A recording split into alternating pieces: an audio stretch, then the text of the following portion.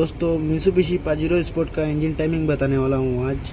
ये देख रहा है केरेन का टाइमिंग, पास में लोअर बैलेंसर का टाइमिंग, ये सेम टू सेम मार्क, अपर में ये मार्क, डबल बेल्ट आता है और एक बेल्ट डाल के बताता हूँ आप लोगों को। बेल्ट भी हो गया है, ये देख सकते हो कैमशाफ्ट का मार्क, ये फ्यूल हाई प्रेशर पंप का मार्क, और ये अंदर वाला बैलेंसर का है, और मेन क्रैंक का जो है इधर अंदर में है, ये मार्क का साथ है, और नीचे वाला बैलेंसर का इधर है। वीडियो को देख के अच्छा लगा तो लाइक और फॉलो करने को ना भूलें।